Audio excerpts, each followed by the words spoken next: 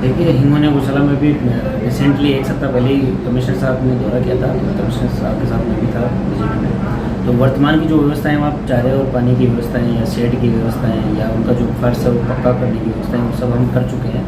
तो इस तरह की कोई व्यवस्था है नहीं वहाँ पे। लेकिन हम शहर से जो आवारा पशु लेके जाते हैं उनका मरने का मुख्य कारण ये होता है कि प्लास्टिक खाए हुए होते हैं। तो हमारी कोई अव्यवस्थाओं की वजह से कोई डेथ होती नहीं है वहाँ पे जो या तो कोई एक्सीडेंट दुर्घटना में घायल हो जाता है या अत्यधिक मात्रा में पॉलीथीन खाए हुए पशु होते हैं, तो वहाँ जाते ही उनकी इस कारण से डेथ होती है। जय हिंद, वंदे मातरम, जय जगत। आपको हम एक सच्चाई से अवगत करवाना चाहते हैं। सच्चाई वह जो आपको उद्वेलित कर देगी, जो आपको सोचने पर मजबूर कर देगी। हम सुबह सुबह गौ माता को चारा दान करते हैं, लेकिन अनायासी हम बाद में उन्हीं हाथों से गौ माता को कचरा भी खाने के लिए मजबूर करते हैं, प्लास्टिक कचरा खाने के लिए मजबूर करते हैं। प्लास्टिक की थैलियों में भरकर हम कचरा कहीं भी फेंक देते हैं। गौ माताएँ उन कचरे को खाती है और उसके बाद उसके साथ क्या होता है, ज़रा इस वीडियो को गौर से सुनिए। आपसे निवेदन, आप जिन हाथों से चारा दान कर रहे हैं उन्हीं हाथों से प्लास्टिक जहर गौ माता को न दान करें।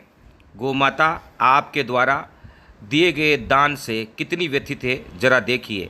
जो प्लास्टिक जहर आप फेंक रहे हैं उससे गौ माताओं को क्या तकलीफ़ हो। हम जैसे गौशाला में जाते हैं, हिंगोने गौशाला में जाते हैं, आपको कभी अगर जाने का मौका मिले तो आप जाना कि शहर से हम आवारा पशु पकड़ते हैं और पशुओं को पकड़ के हम गौशाला में ले जाते हैं। तो गौशाला में जाने के पश्चात उनकी 2-4 दिन रहने के पश्चात कईयों की मृत्यु हो जाती है, तो उनका ऑपरेशन करते हैं, हमारी डॉक्टर्स की टीम भी लगी हुई है। तो जो मरने का कारण है वो सबसे मुख्य कारण यही है कि प्लास्टिक की थैलियाँ शहर में से खाते हैं। और एक अमूमन अगर उसका ऑपरेशन में देखा जाए तो 10-15 किलो नहीं, 25, 30, 40 किलो तक भी थैलियाँ खाई हुई पशु के सामने आते हैं, उनका पोस्टमार्टम करते हैं। तो बहुत ही भयावह बात है।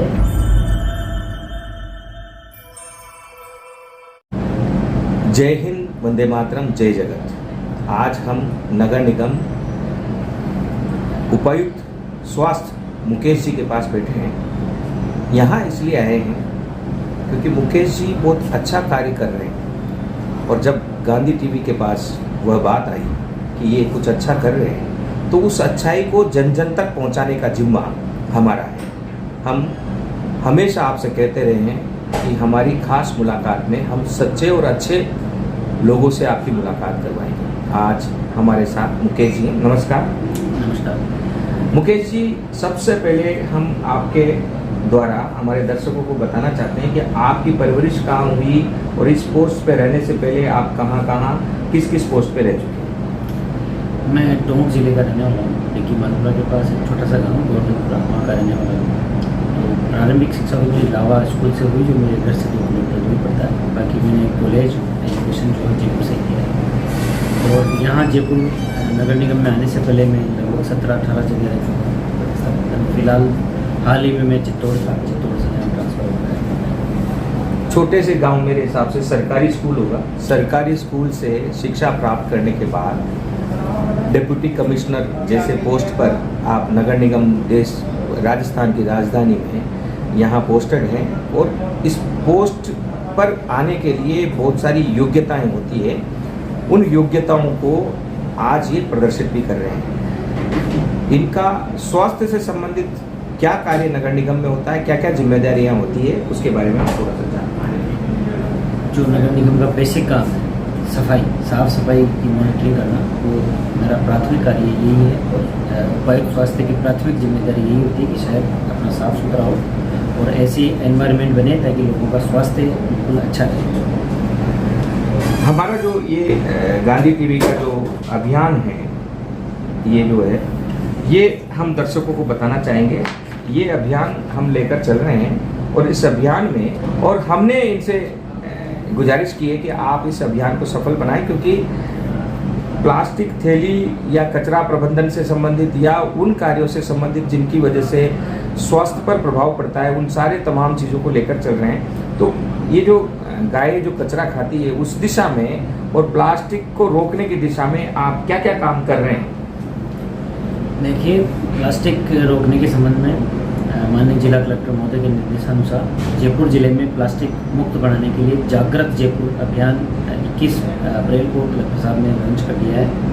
और उसकी अनुपालना में उन्होंने डायरेक्शन दिए थे कि जितने भी स्टेक होल्डर्स हैं, चाहे व्यापार मंडल वाले हों या विवाह स्थल वाले संगठन हों, जितने भी विवाह स्थल हैं या होटल रेस्टोरेंट यूनियन हों या उनके प्रतिनिधि हों, जितने भी NGO जो इस फील्ड में काम कर रहे हो, हम सब लगातार उनकी बैठकें कर रहे हैं, उनके साथ समझाइश कर रहे हैं। स्ट्रीट वेंडर्स हों या इस तरह के NGO जो प्लास्टिक के वैकल्पिक उत्पाद बनाने के लिए रखते हैं सोच, तो उनके साथ हम बैठक कर रहे हैं। अभी अप्रैल में ये स्टार्ट हुआ है, मई और जून हमारा 2 महीने यही कार्यक्रम रहेगा। उसके बाद 1 जुलाई 2022 से जो सिंगल यूज प्लास्टिक बैन होने जा रही है, उसके बाद हम इन्फोर्समेंट के द्वारा हमारी टीमें बनाएगी, हर जोन में जाएंगे और लोगों पर कार्रवाई भी करेंगे। उसके बाद अगर जो सिंगल यूज प्लास्टिक का उपयोग करता हुआ पाया जाएगा। तो अभी हमारा जो जन जागृत का अभियान चल रहा है, हमारे जितने भी डोर टू डोर कलेक्शन के व्हीकल चल रहे हैं, उन पे सब पे आप सुन सकते हो सुबह सिंगल यूज प्लास्टिक की जो जिंगल्स है, ताकि हम लोग जागरूक हों।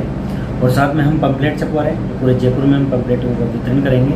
और हमारी जो होर्डिंग साइट्स है, उन पर भी हम जिनको जागरूक करने के लिए होर्डिंग्स के माध्यम से आम लोगों में प्रचार प्रसार किया जाएगा कि जो प्लास्टिक की थैलियाँ हैं ये पर्यावरण के लिए नुकसानदायक होती हैं। हम जैसे गौशाला में जाते हैं, हिंगोने गौशाला में जाते हैं, आपको कभी अगर जाने का मौका मिले तो आप जाना, कि शहर हम आवारा पशु पकड़ते हैं और पशुओं को पकड़ के हम गौशाला में ले जाते हैं। तो गौशाला में जाने के पश्चात उनकी 2-4 दिन रहने के पश्चात कईयों की मृत्यु हो जाती है, तो उनका ऑपरेशन करते हैं, हमारी डॉक्टर्स की टीम भी लगी हुई है। तो जो मरने का कारण है वो सबसे मुख्य कारण यही है कि प्लास्टिक की थैलियाँ शहर में से खाते हैं। और एक अमूमन अगर उसका ऑपरेशन में देखा जाए तो 10-15 किलो नहीं, 25, 30, 40 किलो तक भी थैलियाँ खाए हुए पशु के सामने आते हैं, उनका पोस्टमार्टम करते हैं। तो बहुत ही भयावह बात है। तो अभी हम 2 महीने तक तो फुल जागरूकता का अभियान चला रहे हैं, एक लोग को हम जागरूक करेंगे। उसके बाद 1 जुलाई 2022 से हम कार्रवाई स्टार्ट करेंगे। इस जागरूकता अभियान में गांधी टीवी साथ रहेगा और हम भी उस दर्द को दिखाएंगे आपको। हम लोगों से अपील भी करते हैं कि आप जिन हाथों से चारा दान कर रहे हैं, उस हाथों से प्लास्टिक जहर आप गौ माता को न दें। इस अभियान में निश्चित ही गौ माता का आशीर्वाद आपको मिलेगा, पूरे नगर निगम को मिलेगा। और जो लोग जुड़ना चाहते हैं, इसमें नंबर दिया हुआ है, आप लोग इस अभियान से जुड़ें और पुण्य कमाएं। और एक जानकारी हम आपसे पूछना चाहते हैं कि अगर कोई प्लास्टिक बेचता है या इस प्रकार के काम करता है तो क्या प्रावधान है, क्या उसको जेल भी हो सकती है? बिल्कुल हो सकती है। हम कोर्ट माननीय न्यायालय में चालान पेश करेंगे, कोर्ट उनकी सुनवाई करेगा और उसके बाद कैद का प्रावधान, जुर्माने का प्रावधान। देखो, संसार में आप अगर कुछ गलती करेंगे तो सांसारिक नियम के अनुसार आपको कैद का भी प्रावधान है, जुर्माने का प्रावधान है। लेकिन संसार से ऊपर अगर आप गौ माता को चारा दान करते हैं, गौ माता को आप गुड़ खिलाते हैं या और भी बहुत सारे दान गौ माता को करते हैं, हम उनकी सेवा भी करते हैं, और उन्हीं हाथों से अगर आप प्लास्टिक जहर सड़कों पर फेंकते हैं, गलियों में कहीं फेंकते हैं या इस्तेमाल करते हैं, तो जब गौ माता को पीड़ा होती होगी, जब उसका पेट चीरा जाता होगा, तब उसके मुंह से उसकी आत्मा से जो निकलती होगी वो दुआएं या आशीर्वाद बिल्कुल नहीं होते होंगे।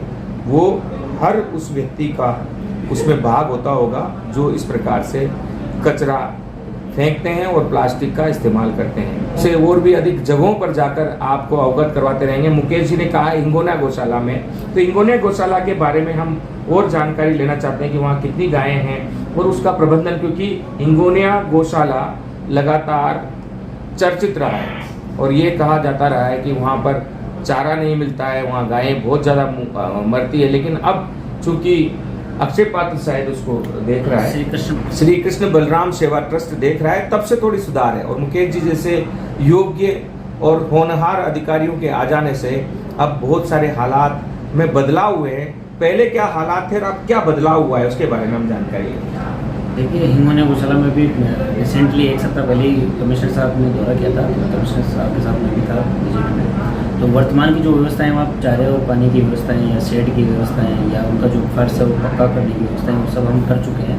तो इस तरह की कोई व्यवस्था है नहीं वहाँ पे। लेकिन हम शहर से जो आवारा पशु लेके जाते हैं, उनका मरने का मुख्य कारण ये होता है कि प्लास्टिक खाए हुए होते हैं।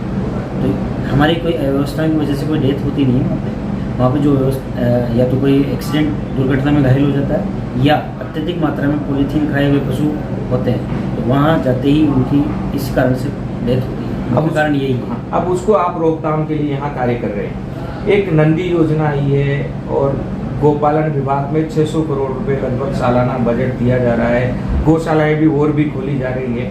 सीएम अशोक गहलोत इस क्षेत्र में कार्य कर रहे हैं, उसका क्या प्रभाव आने वाले समय में होगा?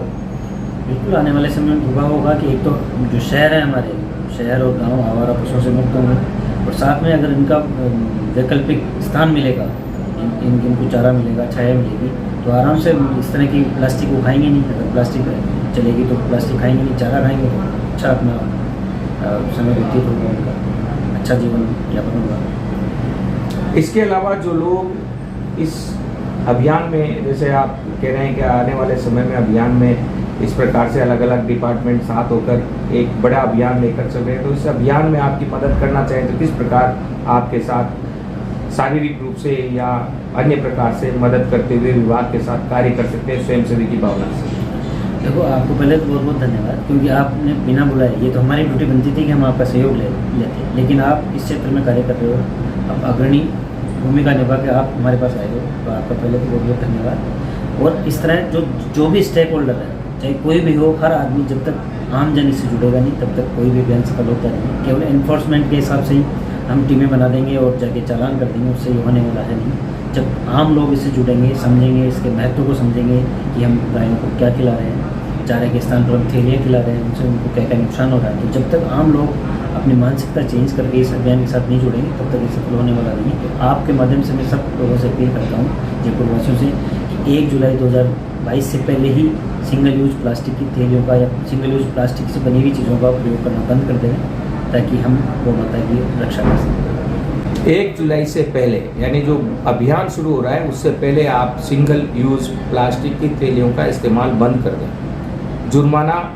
यहाँ से भी होगा और जुर्माना निस्संदेह उस गौ माता के दरबार से भी होगा जो आपको आशीर्वाद दे रही है। गांधी टीवी मुकेश जी के डिप्टी कमिश्नर स्वास्थ्य नगर निगम ग्रेटर जयपुर, यहाँ से हम एक अपील करना चाहते हैं कि आप चाहे बार एसोसिएशन के पदाधिकारी हो सकते हैं, चाहे डॉक्टर एसोसिएशन के पदाधिकारी हो सकते हैं, या फिर आप व्यापारिक संगठनों के पदाधिकारी हो सकते हैं, या कहीं भी काम नहीं करने वाले एक सिंगल व्यक्ति हो सकते हैं, आप लोग जुड़ें। तमाम पार्षदों से निवेदन है कि वे अपनी विकास समितियों को जोड़ें, क्योंकि अगर आप निस्संदेह, मैं मानता हूं कि आप हर दिन मंदिर जाते होंगे, उस परमपिता परमेश्वर के सामने हाथ जोड़ते होंगे, तो गौ माता का आशीर्वाद कितना बड़ा है और गौ माता की तकलीफ कितनी है ये आप देख रहे हैं। आने वाले समय में हम मुकेश जी के साथ हिंगोनिया गौशाला में जाकर उस दर्द को भी आप तक पहुंचाएंगे। आशा है 1 जुलाई से हम इस अभियान को सफल करने के लिए जुटेंगे। गांधी टीवी से मैं अनीश कुमार, जय हिंद, वंदे मातरम, जय जगन्नाथ।